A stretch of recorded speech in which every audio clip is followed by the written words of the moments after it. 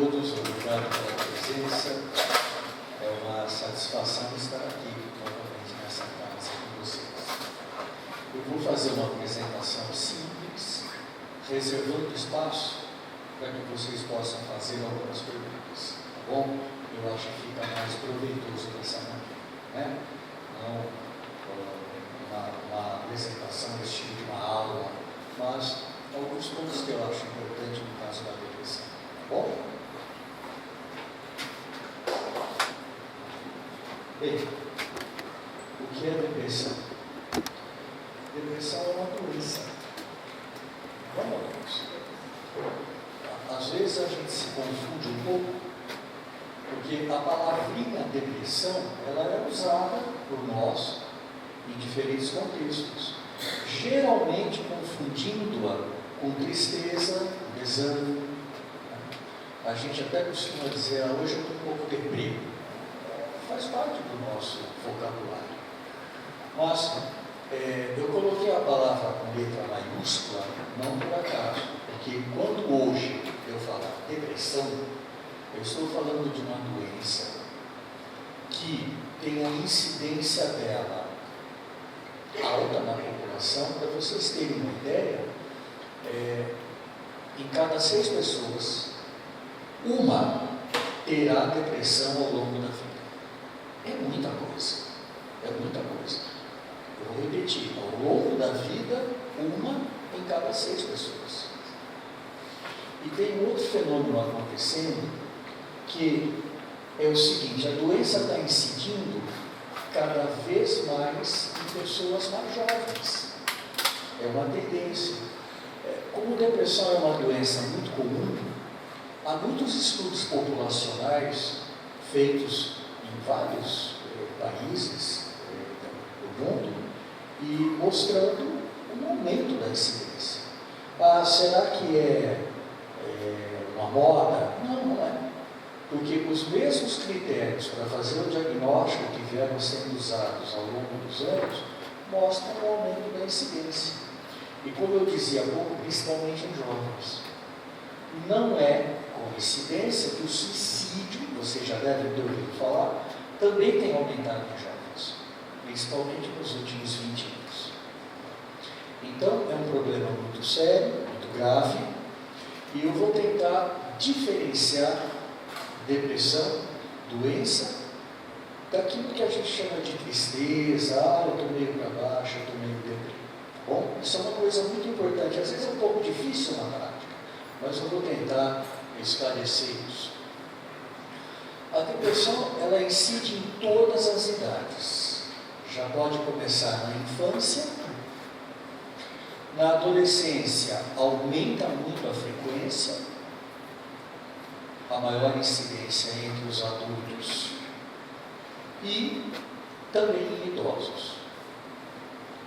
Como eu disse, se você pensar, 6 pessoas, uma terá depressão ao longo da vida. É muito alto, né? O que causa a depressão? Essa é a grande pergunta. Você já deve ter observado que em algumas famílias há mais casos de depressão. Essa é uma pergunta que a gente sempre faz para o paciente. Você tem na sua família alguém que já teve depressão, que já precisou tomar remédio para a depressão? E quando eu faço essa pergunta, sempre eu também questiono a pessoa se tem homens que tinham dependência de álcool. Por que eu faço essa pergunta? Porque a dependência de álcool, muitas vezes, ela vem como consequência de um humor depressivo. E a pessoa começa a beber para melhorar o ânimo. A pessoa começa a beber para melhorar, para ficar mais animada ou para se anestesiar. O álcool, ele anestesia a dor naquele momento que a pessoa está embriagada, está bebendo. Mas com o tempo, ele traz um novo problema para a depressão. E às vezes o que aparece mais é o alcoolismo. Mas a gente, perguntando, examinando com cuidado, a gente vê que a pessoa tem muita depressão se ela não bebe. Certo?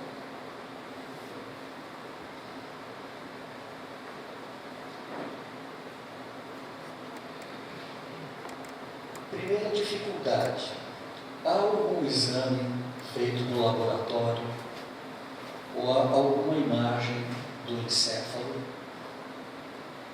que possa nos dar um diagnóstico certeiro, inequívoco de depressão? Não. Como a maioria dos transtornos mentais, nós não temos nenhum exame laboratorial que a pessoa faça e que a gente possa comprovar o diagnóstico. Isso é um problema na minha especialidade, porque às vezes, de um médico para outro, pode ter uma opinião diferente, porque há critérios que a gente segue para fazer o diagnóstico, mas critérios eles podem ser interpretados, cada um de nós pode ver de um jeito aquilo, a importância daquilo. Geralmente a gente pede alguns exames quando a gente atende uma pessoa que tem pela primeira vez uma depressão, mas esses exames eles não são para fazer o diagnóstico, eles são muito no sentido de encontrarmos algum fator que possa estar agravando ou que possa ter precipitado o quadro de depressão.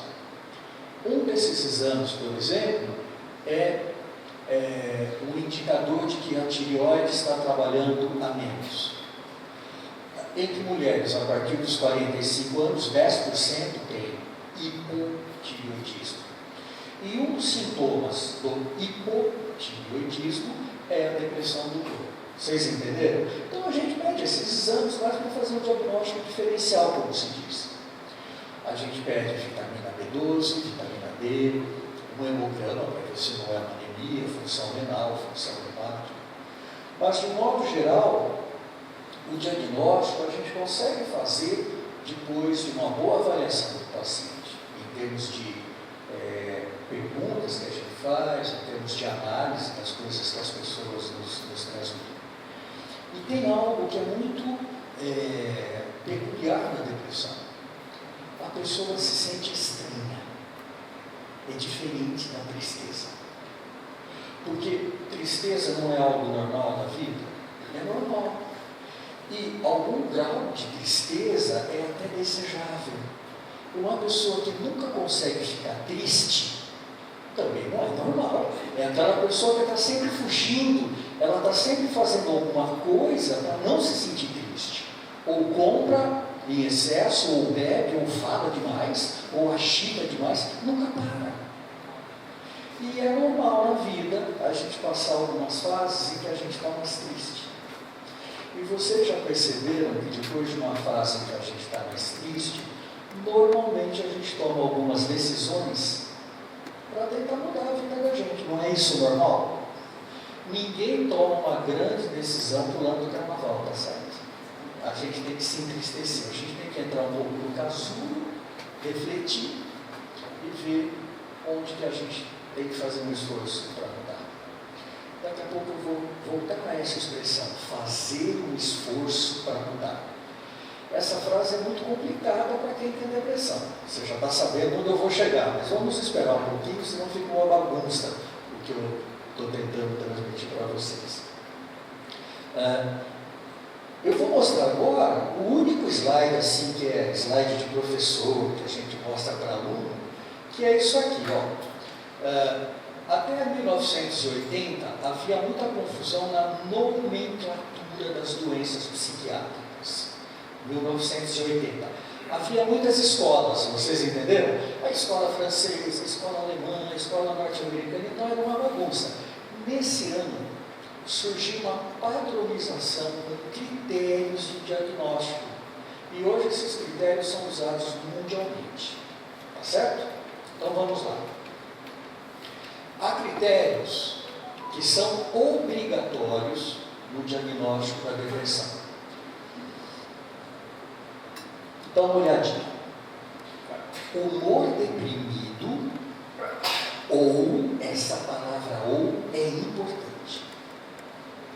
Perda do interesse ou prazer. Por que eu digo que essa palavrinha é importante? Porque Se eu perguntar para vocês qual é a primeira ideia que vem em mente quando eu falo depressão, a primeira ideia é de tristeza, correto? Tristeza. Nem sempre a depressão doença tem a tristeza o principal sintoma. Pode ser outra coisa. Então, vamos voltar lá para cima do humor. O humor deprimido, ele pode aparecer como tristeza. Você olha para a pessoa e você vê que a pessoa está triste. O olho cai, a boca cai, a pele perde um pouco disso, você percebe. O choro, a sensação de vazio. Aí já começa a mudar um pouco. É diferente de tristeza, é uma sensação de vazio.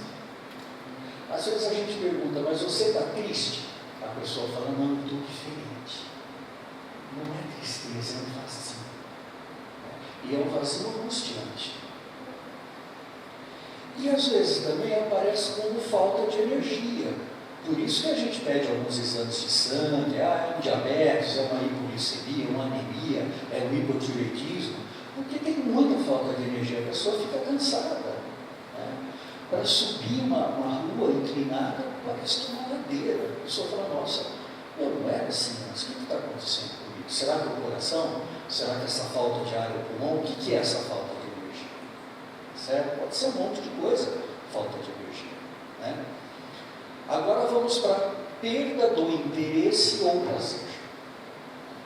Deixa eu dar um exemplo bem da minha prática para vocês. Durante muitos anos, eu trabalhei no Hospital das Clínicas Cavalcante. E muitas vezes chamavam a gente da psiquiatria para a gente avaliar se uma pessoa estava ou não deprimida.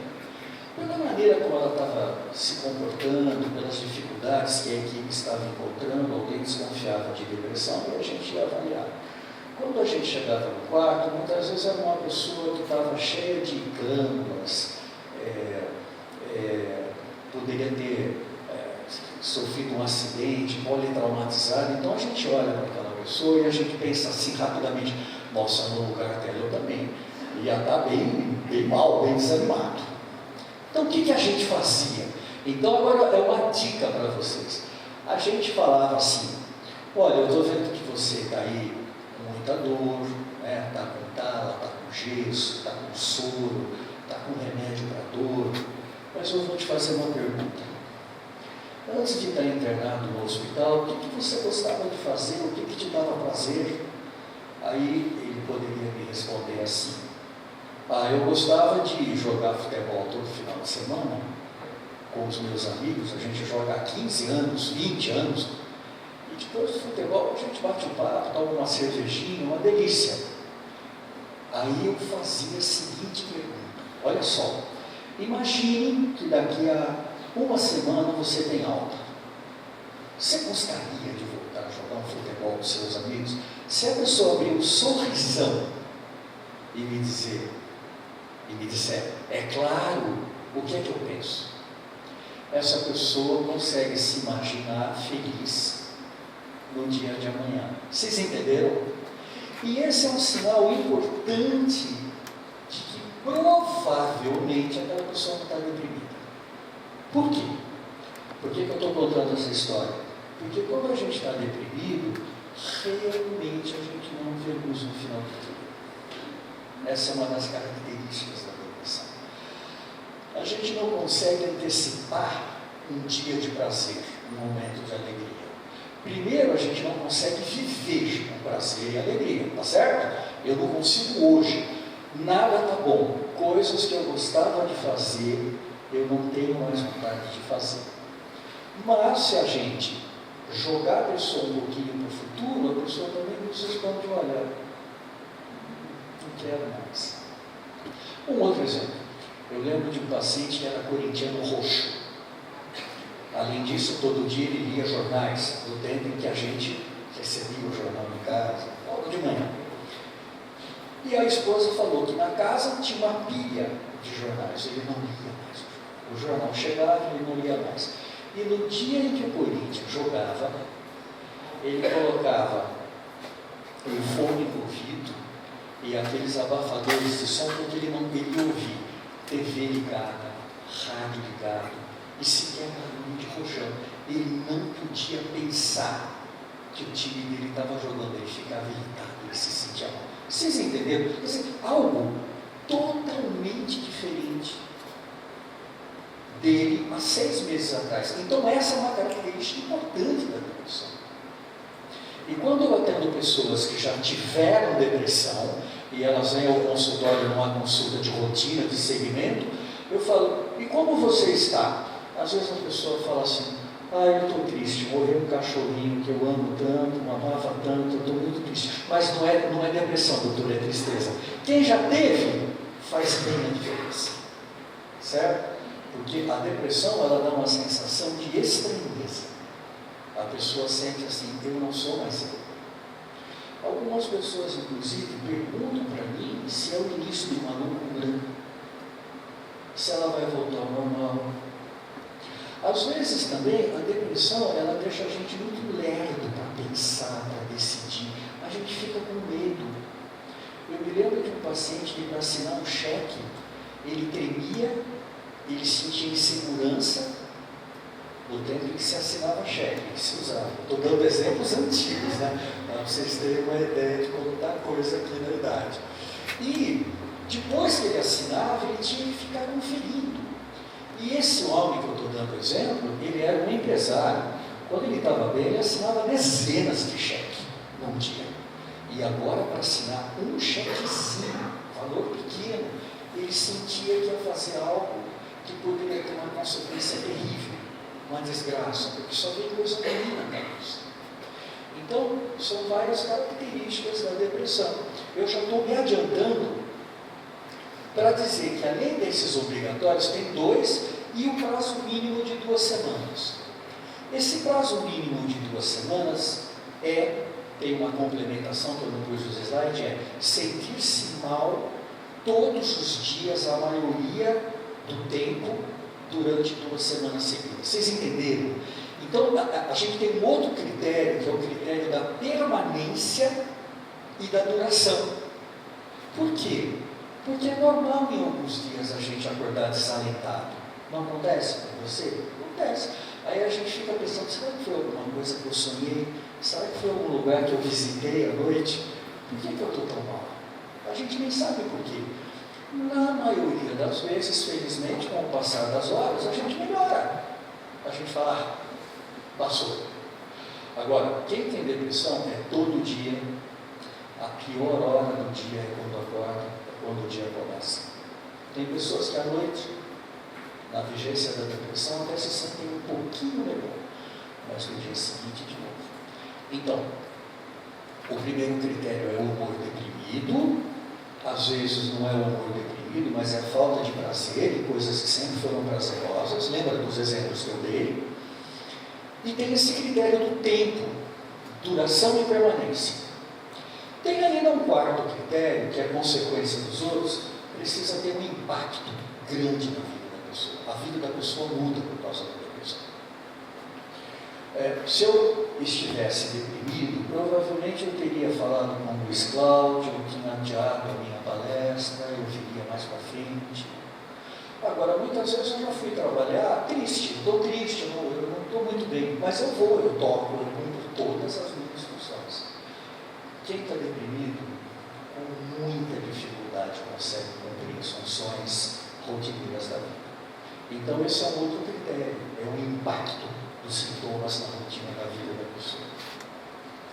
Além desses obrigatórios, há vários outros sintomas, e eu estava falando para vocês dos critérios, né? Então, além de um obrigatório, a gente precisa de mais 3 desses sintomas que estão do lado direito.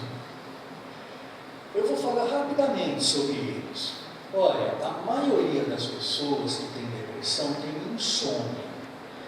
E é uma insônia característica da madrugada. A pessoa acorda muito mais cedo do que o usual e não consegue voltar a dormir, só tem coisa ruim na cabeça.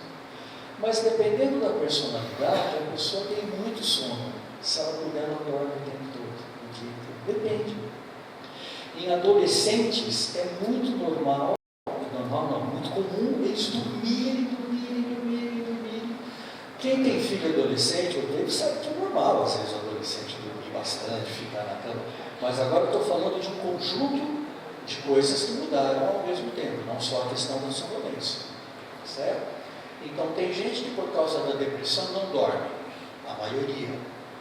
Tem gente que por causa da depressão só quer dormir o dia inteiro. Certo? E algumas conseguem dormir, outras não, outras ficam naquele dor coxo, não conseguem dormir, mas ficam caladas, isoladas e ausentes de qualquer ser humano que se aproxime. Ficam até bravas se alguém insistir para conversar. Às vezes, o que mais impressiona numa pessoa deprimida é a irritabilidade. A pessoa começa a ficar mais seca, tem explosões, comentários críticos, nada está bom. Como eu disse há pouco, nem todo mundo que fica deprimido fica triste, tem gente que fica bravo, vira um bicho.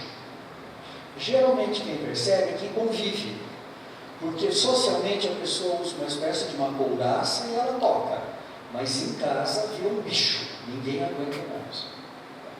É muito comum essas pessoas chegarem ao consultório trazidas pelo cônjuge, que me diz, ninguém aguenta mais, está diferente, mudou, não era assim antes. Ou então, sempre foi meio irritado, mas agora está exagerado, certo? Bom, muitas vezes quando chamam a gente para avaliar um paciente internado no hospital, eu estava dando um exemplo da época que eu trabalhava lá no HC da Unicamp, paciente que emagreceu assim, 10 quilos em 6 meses. Todo mundo fica pensando em alguma doença muito grave que causa emagrecimento, mas todos os exames normais. Aí alguém vê, faz perguntas, aprofunda e fala, puxa, pode ser depressão. Pode. Uma pessoa com depressão emagrece muito rapidamente, mesmo comendo do mesmo jeito que comia antes. É porque o nosso metabolismo muda. Tanto o estresse quanto a depressão faz a gente gastar muita energia. É por isso que emagrece. Tá certo? Agora, você já deve ter ouvido falar de pessoas que engordam muito por causa da depressão. Geralmente são pessoas mais ansiosas que começam a comer. Porque comer muito, encher a barriga, não dá depois aquela sensação de calma. Pensa no bebê quando termina de mamar, não é uma delícia? Né? Os animais terminam de comer, dá aquela moleza, e aquela moleza calma. Tá certo? Há muitos outros fatores para explicar a obesidade na depressão, mas um dos fatores é exatamente a ansiedade, que faz com que a pessoa procure mais doce, inclusive. Pessoas que tinham uma vida sexual ativa, pessoas que gostavam de sexo, falam para mim, doutor, nem passa pela minha cabeça. Tá certo? Pessoas que há 6 meses, há 3 meses atrás, tinham uma vida sexual muito gratificante. Zero, não tem mais vontade. Como eu já falei, pode aparecer uma fadiga e uma indisposição que é algo estranho para a pessoa. É o tempo todo. E agora a mudança no pensamento, negativismo, culpa, fica pensando muito no passado, não vê o futuro com bons olhos. E às vezes o desespero dá a mão à depressão, e a pessoa que sempre foi uma pessoa de fé, uma pessoa otimista, ela começa a pensar, era melhor morrer. A gente que é médico, de tempo em tempo ouve uma pessoa que está sofrendo muito dizer, eu queria que Deus me levasse lá, era melhor morrer. E eu diria para vocês que isso pode ser encarado como algo, entre aspas, normal. A pessoa fala, eu estou cansado, eu queria que Deus me levasse. Mas tem um salto, quando a pessoa começa a pensar em ela mesma tirar a própria vida. Vocês entenderam? É um tremendo salto que acontece no desespero da depressão. Uma pessoa que nunca tinha pensado em morrer, imagine se matar. Por causa da depressão, muitas pessoas chegam ao suicídio, porque é o desespero da depressão. Não é aquela pessoa que fica deprimida, largada na cama. É uma pessoa que parece um bicho enjaulado, um sofrimento, ela não aguenta mais aquilo. Então a ideia de morte, às vezes, é para interromper a sensação de sofrimento, de dor psíquica. Eu costumo fazer uma brincadeira no meio de um assunto sério. Se a gente tivesse um botão de pausa, né, a gente apertava o botão. A gente não tem esse botão. Então, no desespero, a gente procura outros recursos para não sentir a dor psíquica. Vários recursos. Certo? Então, o suicídio é uma das consequências mais trágicas de uma depressão. Em pessoas que antes não pensavam em se matar. Eu já vi demais isso. E ao longo da minha carreira, eu trabalhei muito e trabalho ainda com prevenção de suicídio.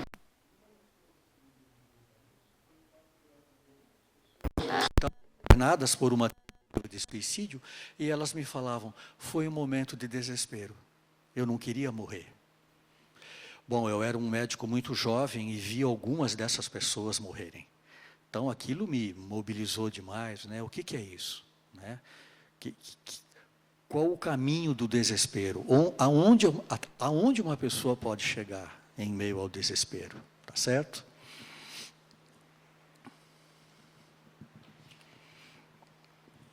Então, vamos lá. Crianças ficam mais irritadas, diminui o rendimento na escola, brincam menos, mudam o hábito alimentar, sonolência, né? Geralmente, a professora percebe, as notas decaem, tá certo? Atualmente, a questão do bullying é um dos fatores que pesa, né? Quando muitos de nós éramos pequenos, nem existia essa palavra bullying, porque a gente lidava de uma maneira diferente, né? A gente tinha pai e mãe por perto, a gente tinha amiguinhos reais por perto. Se alguém começava a tirar muito sarro de mim, como se dizia, um amigo meu me ajudava, ou meus pais percebiam. Hoje o adolescente fica sozinho, isolado, muito mundo virtual, então, quando eles são vítimas de gozações, de ofensas, muitas vezes eles não têm como se defender. E isso pode levar a uma depressão? Pode, né? Agora, a causa da depressão nem sempre é encontrada por nós na história recente da pessoa. Porque quando uma pessoa fica deprimida, todos nós pensamos, mas o que aconteceu? Às vezes, a pessoa tem uma resposta. Ela fala, olha, eu estou assim desde que eu me aposentei. Olha, eu estou assim desde que eu me separei. Então, às vezes há um evento e parece que a partir daquele acontecimento, a pessoa entrou numa fase diferente, que começou como uma tristeza, mas a pessoa foi cada vez mais fundo e não saiu. Mas tem muitas pessoas que falam para mim assim, eu não sei porque eu estou assim. Está tudo bem na minha vida. Meus filhos estão bem, está tudo legal no meu casamento, no meu trabalho, por que eu estou assim? Provavelmente esses casos têm um fator biológico mais forte, um fator hereditário mais forte. Então, causa de depressão, nós não temos uma causa, nós temos uma combinação de fatores. Às vezes, é o fator biológico que pesa bem mais. Então, não precisa de um acontecimento negativo, não precisa de uma perda para a pessoa entrar em depressão. Mas outras vezes, sim, é a partir de algo muito significativo que a pessoa não consegue digerir, não consegue encaixar na vida dela. É por isso que a gente tem que tomar muito cuidado, porque no caso das depressões graves, a gente tem que usar medicamento, né? Mas há algumas depressões que têm uma dinâmica psicológica peculiar, então a pessoa também precisa fazer uma psicoterapia, ela tem que ter uma ajuda que não é uma ajuda farmacológica ou exclusivamente farmacológica, compreendem?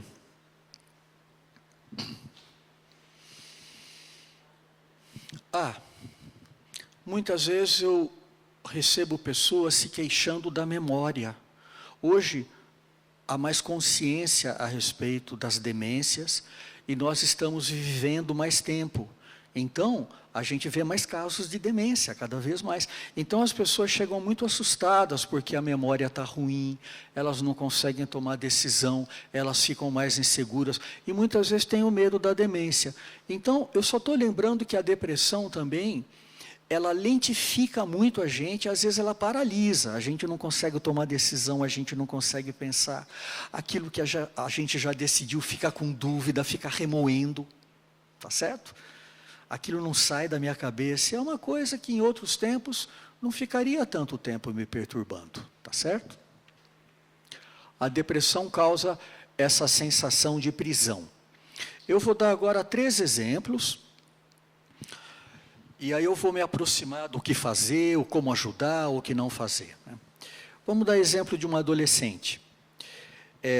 Um nome fictício, ela tem 17 anos, ela estuda no ensino médio e ela é baterista de uma banda também. Então, imagina a figura, né? 17 anos, ensino médio, baterista de uma banda. Deve ser uma pessoa que tem turma, que se enturma, né? Alegre, provavelmente. Olha o que está acontecendo com ela. E é verdade, viu? O quadro clínico não é inventado. É disfarçado no nome e tudo, mas o quadro clínico é real. Faz uns 4 meses que eu não ensaio com a banda. Sinto o mundo distante, em câmera lenta, dá um nó. Não consigo engolir a comida. Eu tenho esse sentimento de que eu sou má. Na escola, eu sinto que me excluem. Tenho pensamentos horríveis. Sinto medo de me relacionar. Fico pensando no que vão pensar. O tempo que posso, passo fechada no quarto. Sempre que eu mostro esse casinho clínico, eu lembro que essas intempéries, essas variações do humor, elas são comuns na adolescência. Mas essa menina, ela mudou muito. São 4 meses, gente. Vocês percebem? O peso é diferente, não é algo passageiro.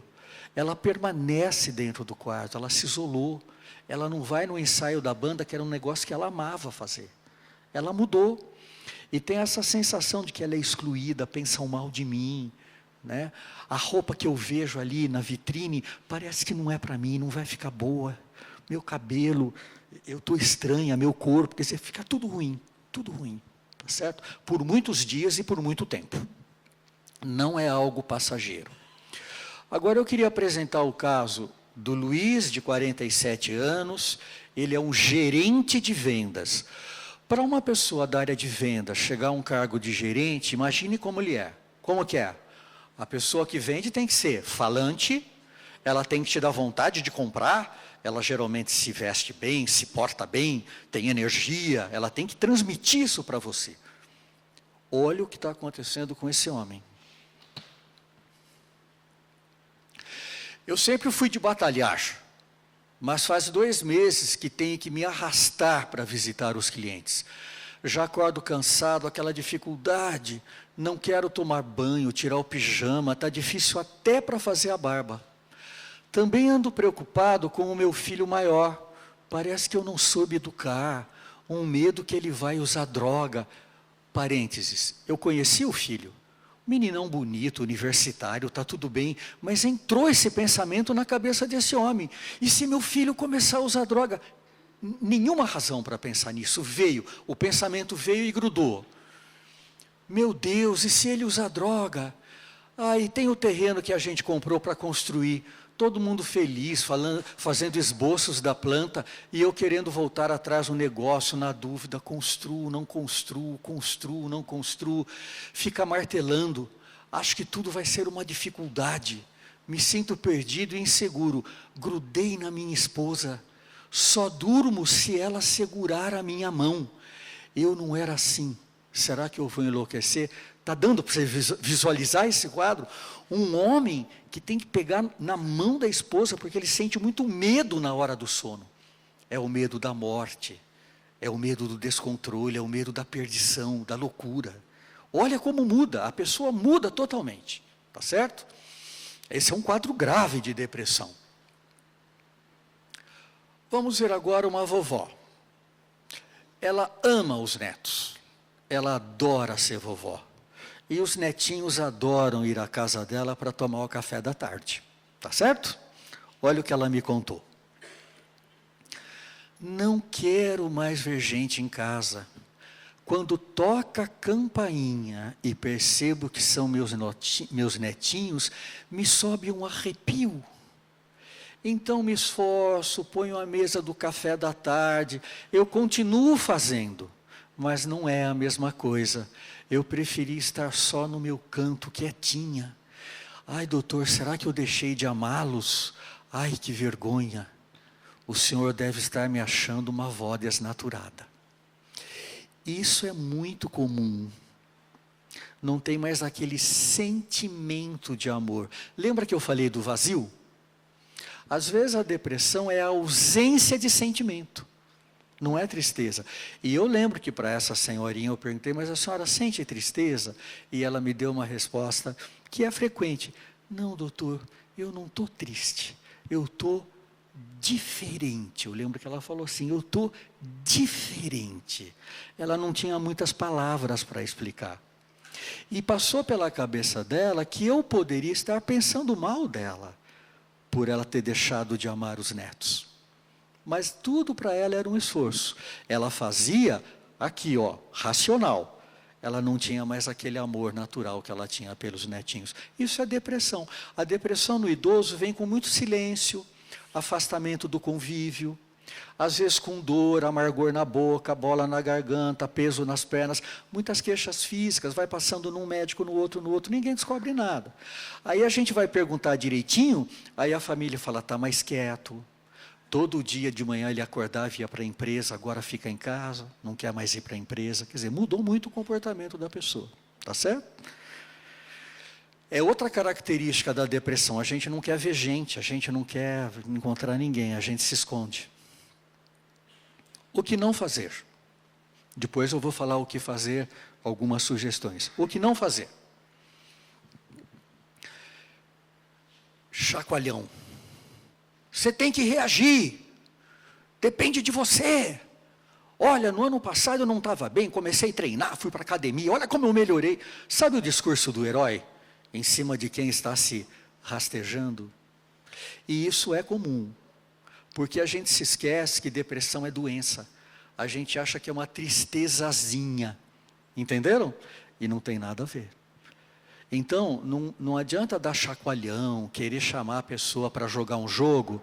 Ela está com medo até de levantar e pôr o pé no campo. Como é que você quer que ela jogue e faça gol? Tá certo? Tem gente que pede desculpa para mim quando chega dizendo, doutor, eu tenho vergonha de falar, mas faz uma semana que eu não tomo banho. Eu não consigo tomar banho. Tá certo? Essa é uma outra coisa que a gente faz, né? Às vezes um filho adolescente vem reclamar para o pai e para a mãe, e ele pode ouvir, isso é coisa da idade, quando eu tinha a sua idade, e vem as histórias, né? Ou vem aquelas outras histórias, nossa, você está reclamando, tem tanta gente nesse mundo que não tem perna, não tem braço e está feliz, você tem tanta coisa boa, nasceu numa casa, tem seus irmãos, pai e mãe, por que está reclamando da vida? E que tem também sempre esse viés moralista. Mas é interessante porque a gente tem uma vivência de que quando a gente luta muito por uma coisa, a gente consegue, a gente tem maior chance para conseguir. Então a gente tem um pouco isso na cabeça e a gente quer convencer quem está deprimido que se ele lutar, ele melhora, porque a gente tem um pouco essa ideia geral, mas isso é um erro, porque no caso da depressão a pessoa está muito diferente, e se a gente fica insistindo muito, ela se sente pior, porque ela não consegue preencher as nossas expectativas. Isso pode até aumentar a ideia de suicídio, porque a pessoa fala, hoje eu sou melhor morta do que viva, eu estou dando trabalho para a minha família. Vocês entenderam? Então a gente tem que tomar muito cuidado com essas convocações. Às vezes quando eu falo isso, tem a seguinte pergunta, então eu largo ele lá? Isso é muito comum. A esposa que já está de saco cheio do marido que está deprimido, quando eu falo as coisas, então larga ele lá. Olha só, partiu para a ignorância. Não é largar ele lá, né? Porque aí fica uma coisa dicotômica. Ou você vai cuidar e a pessoa vai fazer tudo o que você quer, ou você larga lá, tá certo? Benditas esposas, né, gente? Tá certo? Bom, vamos lá então. É isso aí, já me adiantei, né? Então, às vezes, quem está deprimido não tem muita vontade de melhorar. E isso afeta até o médico, porque o médico ele gosta de cuidar de gente que quer melhorar. Quando a gente tem que cuidar de uma pessoa que transmite para nós a sensação de que ela não vai fazer força, não está fazendo força, pode dar raiva no médico, pode dar raiva no familiar. Tá certo? Então, muitas vezes eu atendo um familiar de quem está deprimido e a pessoa desabafa e fala, doutor, eu não aguento mais. Eu não aguento mais, eu que vou ficar doente. A gente não ouve essas coisas? A gente ouve muito. Esse é um outro problema. É infantilizar a pessoa. Ai, que feia, não comeu nada? Ah, não. Tô triste. Isso é muito comum. Profissionais de saúde fazem muito isso. Quando eu via a enfermeira fazendo essas coisas, eu dava uma bronca depois, falou, ó, você infantiliza. Aí ele vira bebê, você vai reclamar. Mas a gente infantiliza, depois a gente reclama que não reage. Então a gente fica sem saber. Uma hora infantilizando, outra hora querendo que a pessoa entre em campo e faça 10 gols em 15 minutos. Tá certo? Por quê? Porque é difícil mesmo. É difícil mesmo lidar com uma pessoa que tem depressão. Não é fácil. Tá certo? Então vamos ver algumas coisas, algumas sugestões do que fazer. Muitos de nós ficamos pensando, o que eu posso fazer para ajudar? E a palavra fazer nos lembra muito um ato, né? Alguma coisa que eu vou fazer, que eu vou resolver, que eu vou providenciar.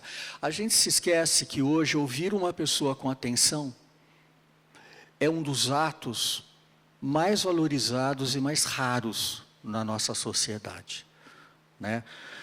Então, um minuto da nossa atenção, sem julgar, tentando compreender, tentando se colocar no lugar daquela pessoa. Vocês que estão numa casa espírita, vocês sabem da importância disso, né? Não julgar, ouvir com atenção, sem julgar e fazer companhia. Não desistir, tá certo? Não desistir, não largar lá. E é o tempo de qualidade. Não é tão importante quanto tempo você passa ao lado da pessoa, mas a qualidade do tempo. Por exemplo, eu atendo muito no meu consultório pessoas que estão muito cansadas porque estão cuidando de alguém dependente, de alguém acamado, né? E eu sempre tenho que lembrar essas pessoas que ela precisa cuidar dela. Que não é ficar o dia inteiro com o doente, mas o tempo que ficar é um tempo gostoso, é um tempo legal, é um tempo que a gente está um pouco mais energizado, tá certo? Então, ficar ao lado de uma pessoa deprimida o tempo todo pode ser extenuante, porque a gente também começa a ficar deprimido, ou a gente começa a ficar com raiva da pessoa. Isso acontece, é comum, é humano. Então é melhor você se cuidar para poder cuidar de quem está deprimido. Tá certo? Quem está deprimido vê o mundo com uma lente que distorce a realidade. Então, às vezes, a gente tem que ajudar a pessoa e lembrá-la de que a depressão está fazendo ela valorizar muitos problemas, o lado negativo. Pequenas coisas que ela fez na vida parecem ser hoje pecados terríveis. A gente tem que lembrar que é a lente da depressão que distorce o julgamento. Tá certo? A gente lembra a pessoa. O otimismo tem que ser um otimismo comedido, por isso que eu estou falando em gotas de otimismo. Porque se você vai conversar com uma pessoa que está deprimida e você é o rei do otimismo, a pessoa quer matar e reza para você ir embora logo. Tem que ir devagar. É gotas de otimismo, né? Eu dou vários exemplos, às vezes, para os meus pacientes e familiares. Um dos exemplos que eu dou é de uma viagem em que, às vezes, você pega um trecho da estrada difícil, acidentado, esburacado. É um trecho, não é todo o caminho. Outro exemplo que eu dou é quando a gente está num avião e o comandante fala: por favor, apertem os cintos, porque nós vamos atravessar uma área de turbulência. O que a gente faz? A gente aperta o cinto e a gente fala: não, vai balançar, vai tremer, mas eu vou chegar lá. A gente evita entrar em desespero, tá certo? Então, às vezes, a gente dá esse exemplo do avião, da turbulência, que a gente chega lá, é um trecho do caminho, não é todo o caminho. Vai passar. Mas esse trecho, o da turbulência, é difícil mesmo. O trecho da estrada esburacado, cheio de pedra, é difícil mesmo. A gente tem que reconhecer que é difícil. A gente tem que, como se fala, validar o sofrimento da pessoa. É muito ruim a gente desvalorizar, dizer: não, você vai melhorar, não é nada não, não pensa nisso. A gente tenta desviar a pessoa, como a gente faz com criança, sabe o chacoalho? Olha que bonitinho, olha. A gente tenta fazer isso também com pessoas que estão doentes. Não é legal, não é bom, tá certo? Então, otimismo demais acaba soando muito falso, e a pessoa sente que a gente não está com ela, tá certo? Eu aprendi traumaticamente sobre isso quando eu era um jovem médico. Eu comecei a copiar uma professora minha, que eu achava que entrevistava muito bem, e quando ela entrevistava, o paciente falava, ela fazia assim: Ela fazia e com um sorriso. E ela entrevistava muito bem, e eu copiei, e eu peguei esse cacuete. Um dia eu atendi um paciente deprimido e desses marrudo, bravo. Ele parou e falou: doutor, está me incomodando. É fácil o senhor ficar sorrindo enquanto eu estou aqui sofrendo. Olha só. Mas eu mereci. Porque aí eu falei: peraí, onde eu errei? É o cacuete, é o estereótipo. Porque pessoas da área psi, às vezes, têm esse cacuete. Sabe o Dá muita confusão. Eu já fui vítima do cacuete.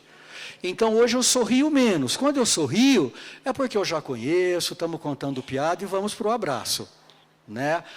De novo, eu vou falar aquilo para vocês. Otimismo em excesso. Eu lembro que eu tinha um colega que ele recebia todo mundo sorrindo, abraçando, andava abraçado. Espera aí, cada um é cada um, né? Tem gente que, se você já vai para o abraço, a pessoa... Então, a gente tem que ter esse simancol, tá certo? A gente sempre tem que lembrar que é um trecho da estrada. Outra coisa, isso eu uso muito na minha vida pessoal. Tem muitas áreas, tem muitas coisas que a gente tem que decidir e a gente não sabe o que vai fazer, correto? Isso é humano. E tem uma palavrinha muito importante em psicologia que é ambivalência. O que é ambivalência? É a convivência de sentimentos opostos dentro da gente. E ambivalência não é incoerência. Porque às vezes a gente ouve uma pessoa, uma hora fala que ama, outra hora fala que odeia, a gente fala: mas você é incoerente. Não, isso não é incoerência. Isso é humano, isso é ambivalência, são os dois sentimentos ao mesmo tempo. Então, quando a gente percebe que a pessoa está deprimida e ela tem que tomar grandes decisões, tem que tomar, a vida está batendo na porta, a gente fala: olha, vamos combinar o seguinte, dá um tempo para você.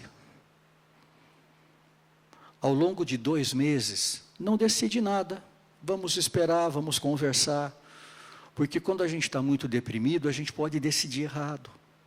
Né? A tua visão está distorcida por causa da depressão. Então, às vezes, a gente combina com o paciente uma espécie de uma trégua, de uma moratória.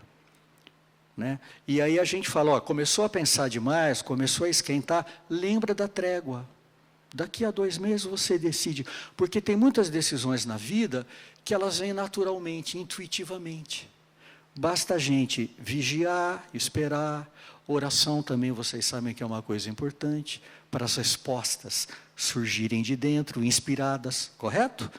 Então temos que ter muita paciência. E durante uma depressão, tomar decisões cruciais é muito perigoso, tá? Quem está deprimido não consegue, às vezes, tomar remédio, lembrar de fazer exame, marcar consulta, chamar o Uber, ir até um consultório, ficar esperando. Não consegue. Então, a gente precisa ajudar pragmaticamente as pessoas. Hoje tem muita gente que dá ajuda moral. Não, vamos lá, você vai reagir, você vai melhorar. Isso é ajuda moral, isso é uma porcaria porque às vezes é falsa. Tá certo? O importante na depressão é uma ajuda pragmática. É monitorar, ajudar a pessoa realmente, porque ela está muito fraca. Por exemplo, se eu tenho um familiar meu muito deprimido, eu não vou convidar essa pessoa para dar uma volta na Lagoa do Taquaral por fora domingo de manhã. Mas, num final de tarde, quando eu vejo que a pessoa está um pouco melhor, eu falo, vamos tomar um sorvete ali na esquina? A gente vai e volta, é rápido. Vocês sacaram? É o simancol. É aquilo que é possível para a pessoa. Eu posso dar uma volta por fora na Lagoa do Taquaral domingo de manhã. Quem está deprimido antigamente era um atleta, mas agora, tá certo? Então, já falei que para a gente cuidar de alguém com depressão, a gente tem que se cuidar. O problema da depressão é que ela também tira a fé.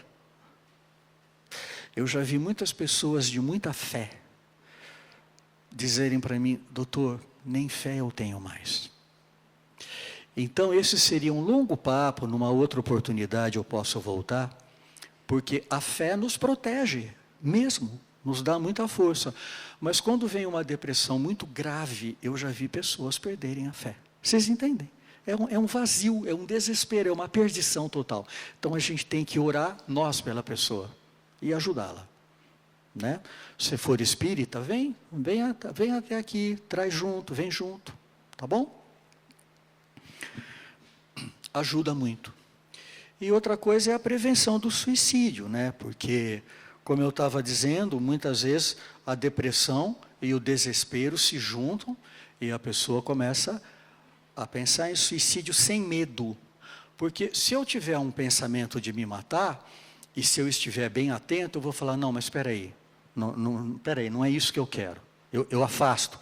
Mas algumas pessoas não conseguem afastar o pensamento, e elas vão perdendo o medo, e aí elas vão pensando em como tirar a própria vida. E aí elas vão planejando. E aí o risco vai aumentando. Vocês percebem? E se ela tem um meio de fazer aquilo facilmente à mão, o risco aumenta mais. Então tudo isso a gente tem que avaliar quando a gente atende uma pessoa gravemente deprimida.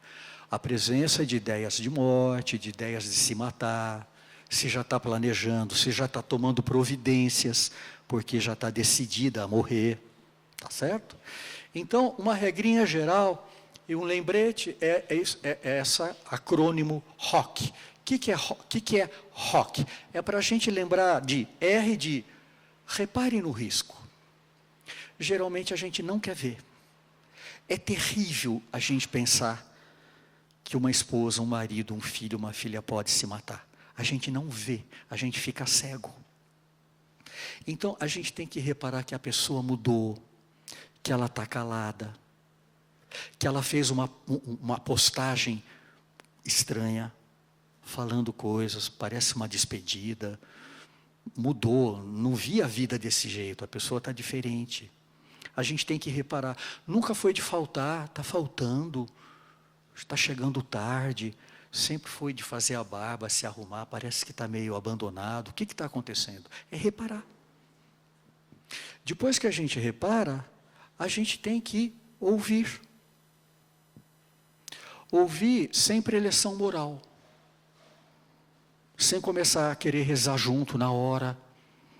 Sem ficar falando que tem gente muito mais desgraçada nesse mundo e que quer viver. Está lutando para viver. Sai disso, fica quieto, calado, calado, calado.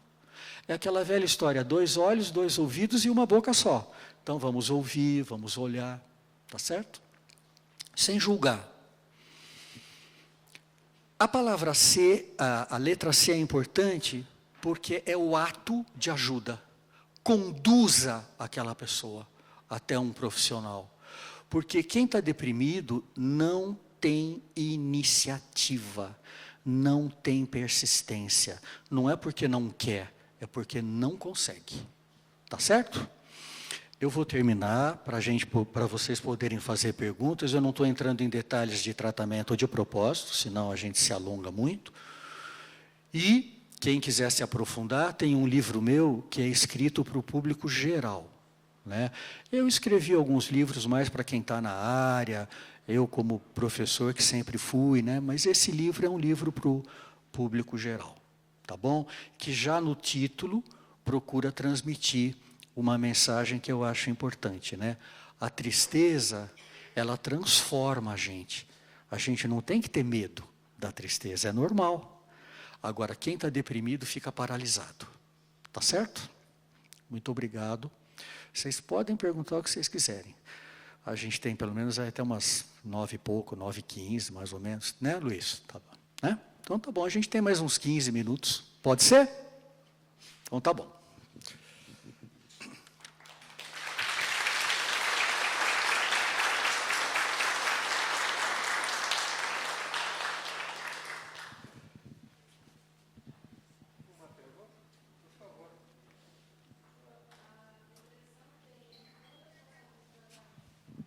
A depressão tem cura ou só tem tratamento? Olha, hoje, como tem muitos estudos e como depressão é comum, eu posso te dizer o seguinte: 1/3 das pessoas deprimidas, 1/3, melhora com o primeiro antidepressivo. Só 1/3. 2/3 melhoram depois de 2, 3 tentativas com antidepressivos. E tem 10% que fica com uma depressão cronificada. Então, a evolução depende de como você olha, né? Quando uma pessoa nunca teve depressão e ela tem uma depressão grave, de início súbito, meio que do nada, eu vou dizer assim, eu até prefiro. Por quê? Porque o medicamento ele faz mais efeito. Você entendeu? Quando é uma depressão arrastada de anos, quando se confunde com o modo de ser da pessoa, a resposta ao tratamento medicamentoso é menor. E vamos recordar então, 2/3 das pessoas melhoram, não com o primeiro antidepressivo. Às vezes a gente tem que tentar mais um e mais um. O antidepressivo ele só faz efeito depois de 2 semanas. E para eu dizer que a pessoa não melhorou, eu tenho que chegar na dose máxima e esperar 2, 3 semanas. É um tratamento difícil, todo mundo fica angustiado, o paciente e nós médicos. Porque às vezes a gente tem que segurar a ansiedade da pessoa, da família, e a nossa ansiedade também, de quem está cuidando. Tá certo? É isso aí. É isso mesmo. Agora, muito obrigado, Luiz. Agora, tem essa porcentagem de 10% que aí a gente tem muitos recursos hoje, que a gente não tinha no passado. Hoje tem tratamentos biológicos que não são baseados só em drogas. Tem estimulação magnética transcraniana, tem infusão endovenosa de cetamina, e tem a eletroconvulsoterapia, né, que no passado era uma coisa terrível, parecia a tortura, mas hoje é feito em hospital. Sempre que eu dou aula, eu falo para os alunos, as melhores democracias do mundo usam eletroconvulsoterapia em casos graves de depressão. É salvador, né? Embora haja tanto medo, tanto preconceito.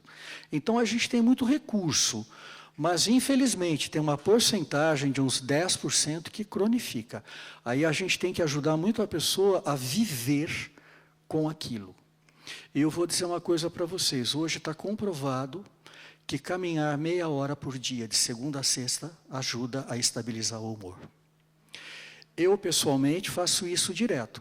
Toda a minha família do lado materno tem depressão. Se eu não fizer atividade física, eu vou indo para baixo. Então isso é comprovado, eu sinto isso, a gente vê nos pacientes e pesquisas mostram. Então aquela pessoa que tem depressão crônica, ela tem que fazer atividade física diária. No mínimo meia hora e tem que suar. O bom indicador de que o exercício está ajudando é suar, não é passear com o cachorrinho. Eu falo para a pessoa, escolhe um lugar onde não tem buraco, onde você não é nem assaltado e nem atropelado, que você vai ter que andar mais rápido. Tá certo?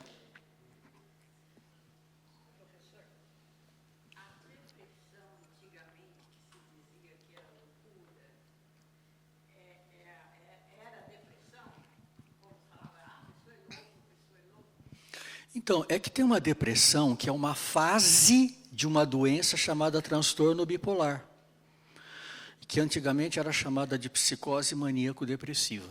Então, a pessoa tinha fases de muita depressão e fases de euforia. E na fase de euforia, algumas dessas pessoas tinham um comportamento que popularmente a gente pode falar é coisa de maluco. Né? Sair nu, sair benzendo, fazendo discursos, conversar com vozes, né? Ter ideias delirantes. Então, a doença ficou até com estigma, tanto que o nome psicose maníaco-depressiva foi mudado. Hoje a gente fala em transtorno bipolar. Até porque tem tratamento. Hoje é mais difícil uma pessoa passar anos internada, como acontecia antigamente, né? Antigamente a pessoa era trancafiada e ficava lá, né? Hoje a situação é o contrário. Hoje a gente tem poucas vagas e às vezes até quando precisa internar a gente não consegue. Hoje a situação é a inversa até. Tá bom? Depois você.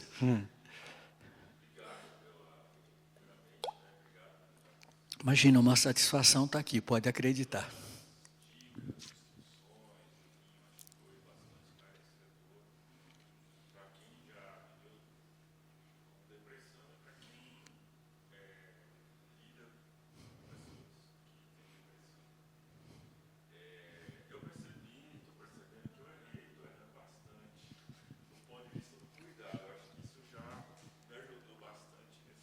É.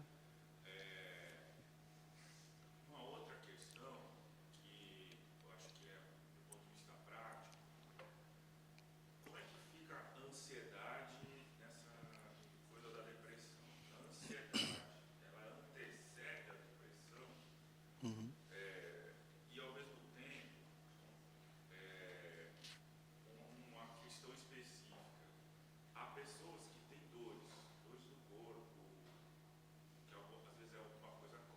Uhum. Uhum. Uhum. É. É. Uhum. É.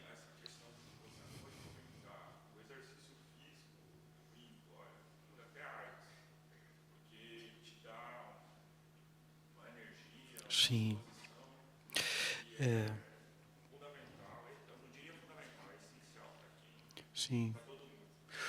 Oh, as observações que você está fazendo dariam ensejo a uma longa conversa, né?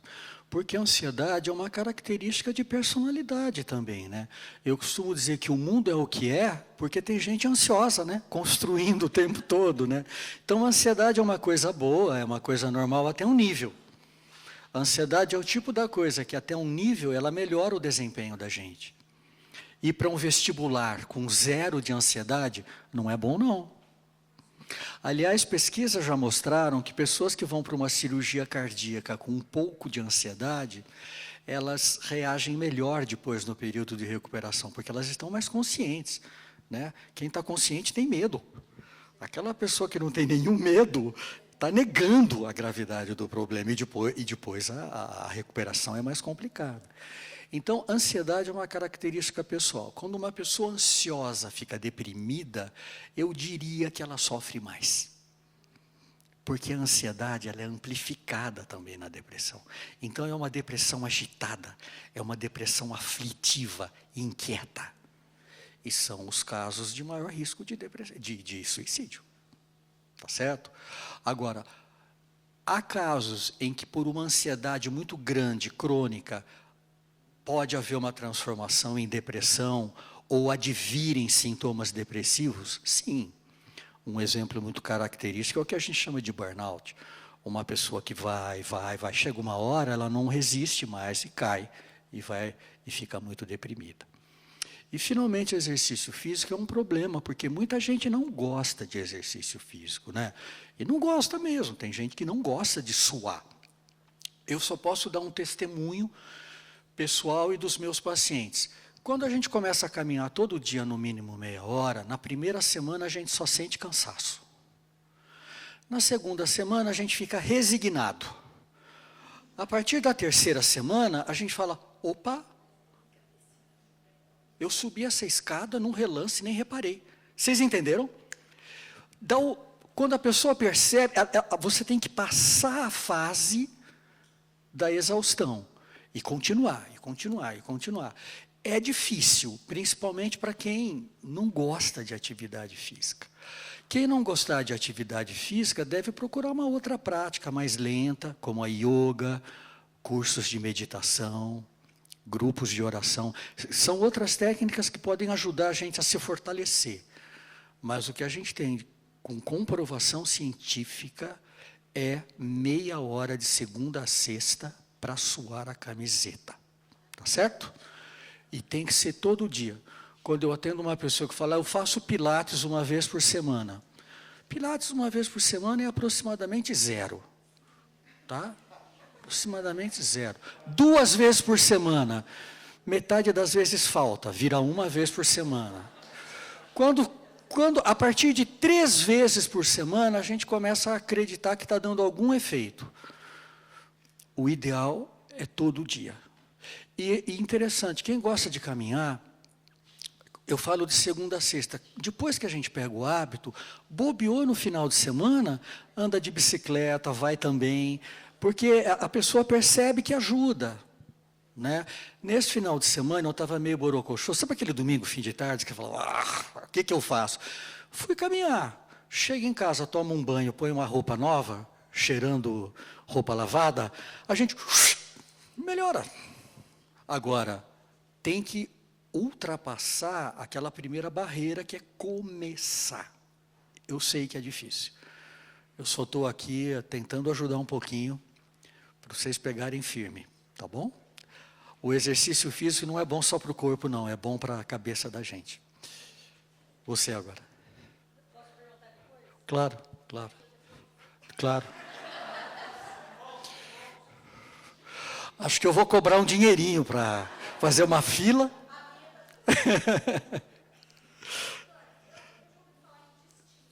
Isso, que bom. Isso.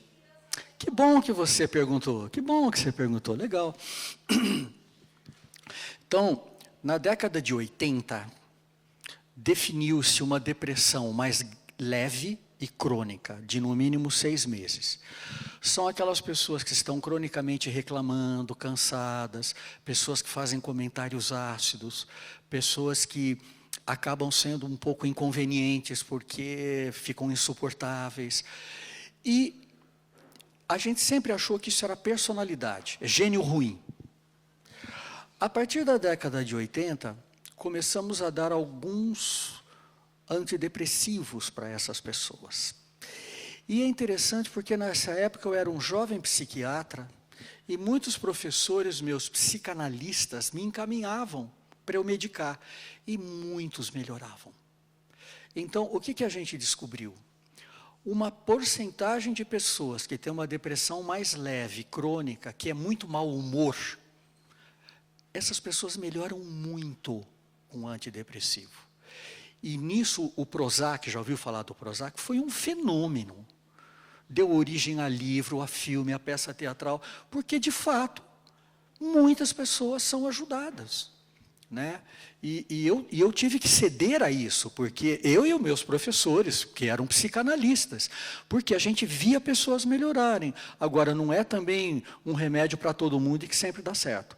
Então, se uma pessoa é cronicamente mal-humorada, ela pode ter essa depressão que é mais leve, mas é crônica. Ah, isso já é personalidade.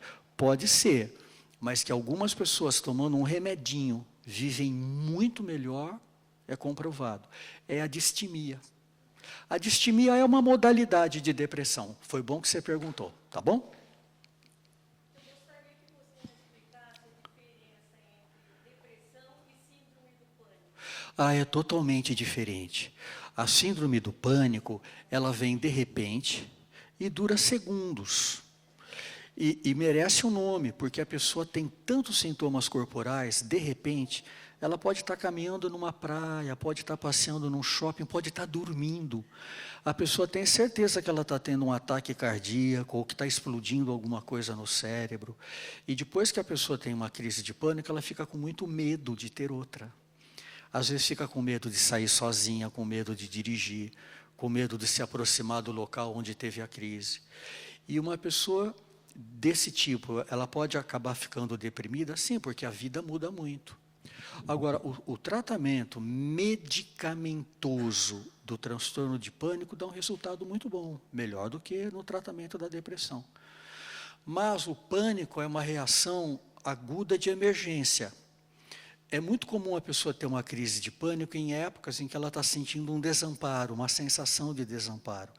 Então, pânico não é só medicar.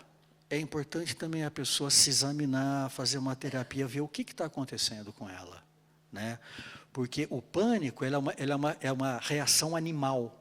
Sabe, macaquinho na floresta, ele percebe o barulho, ele começa a gritar, a mãe dele desce da árvore.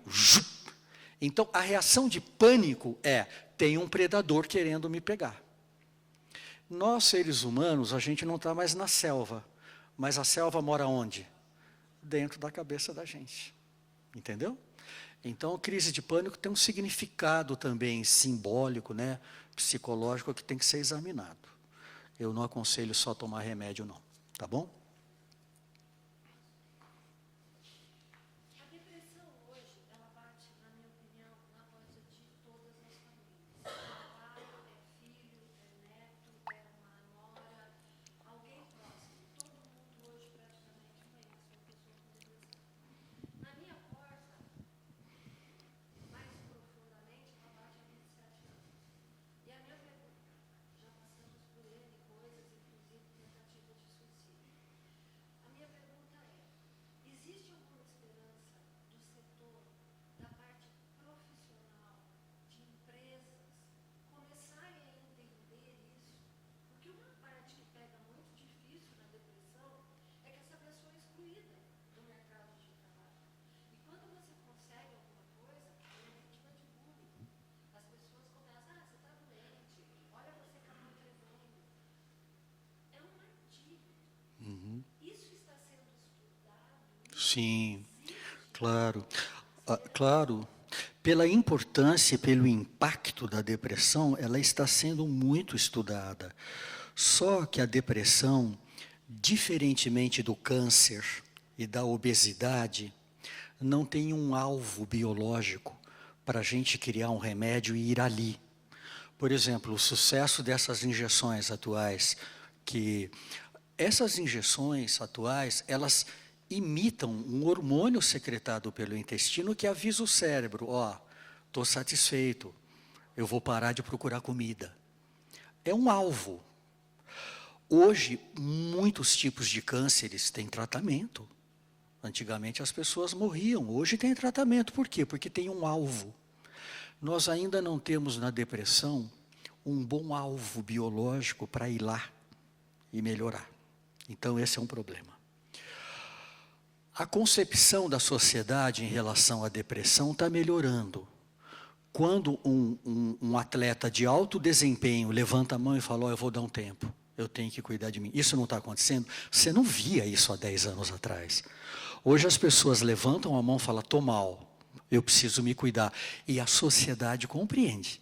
A sociedade não fala, você é um fraco, você sempre foi meu herói, agora vai parar porque está deprimido. Então, as mudanças elas são muito lentas. A pandemia ajudou a melhorar a nossa conscientização sobre problemas emocionais. Vocês concordam? Então, eu acho que vai haver mudanças. Agora, ainda tem preconceito? Tem. Ainda tem bullying? Tem. Ainda tem desconhecimento? Tem. Por isso o título da palestra de hoje, porque a gente ainda tem dificuldade. Tá certo? Mas, em relação a isso, eu sou otimista. Já foi muito pior. No início da minha profissão, se eu fosse atender um vereador, ele me pedia um horário especial para não encontrar ninguém. Hoje um vereador chega na sala de espera, dá beijinho em todo mundo, fala o que ele tem, o que é que você tem. Hoje não é mais um problema você falar, eu tenho toque, eu tomo remédio para toque. Antigamente, imagina, Então está havendo uma mudança, mas ainda vai levar tempo, tá bom?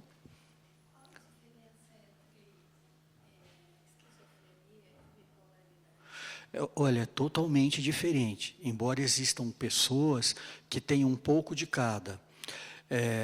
Eu até deixei um slide guardado, mas não faz mal, eu vou falar. A gente pensa em diagnóstico como gavetinhas, capítulos de livro. Quando você atende uma pessoa, às vezes as coisas se misturam. Então, esquizofrenia é uma doença bem característica. Transtorno bipolar é outra doença bem característica. Esquizofrenia geralmente tem, antigamente era chamada de demência precoce. A pessoa vai se isolando, a pessoa vive no mundo dela, ela pode ter alucinação, pode ter delírios. No transtorno bipolar, não. Agora, tem pessoas que misturam um pouquinho os dois quadros. Tanto que a gente fala em transtorno esquizoafetivo. Entendeu? Porque junta. Quando a pessoa entra numa fase crítica, além de depressão ou agitação, ela também pode ter alucinação e delírio. Tá certo? É uma complicação, viu? Não é... Nossa cabeça não é fácil, não. Nossa mente...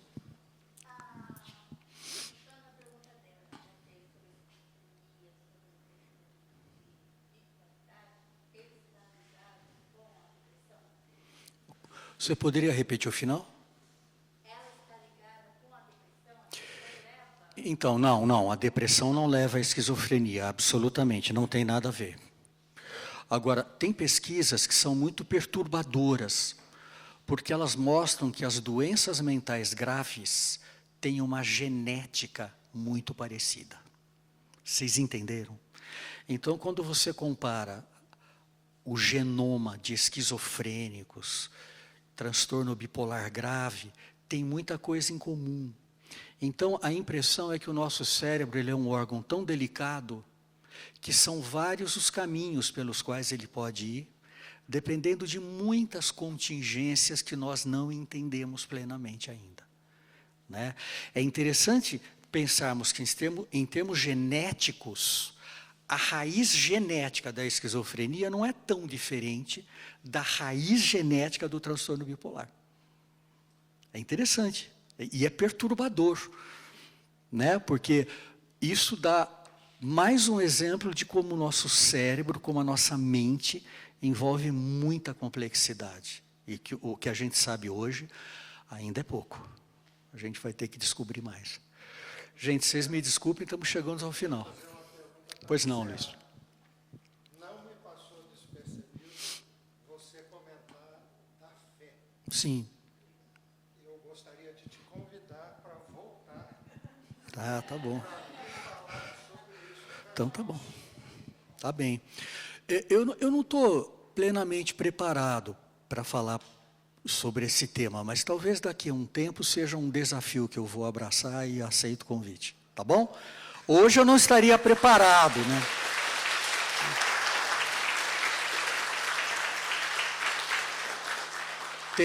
Tem muito a ver, né? Tem muito a ver a fé com a melhora. Mas eu vou com muito cuidado nessa área, porque eu já vi tanta barbaridade sendo dita que só atrapalha também quem está deprimido, né? Eu estou falando agora da depressão. A gente tem que ser muito cuidadoso, porque às vezes a gente quer conclamar a pessoa deprimida a melhorar. E às vezes a gente usa a coisa da fé. E aí é complicado. A gente não força a fé de uma pessoa, vocês concordam? A gente não força a fé de ninguém. E tem gente que quer forçar a fé do deprimido para ele melhorar. Aí dá uma confusão. Mas eu entendi o seu desafio e está aceito. Um dia eu volto.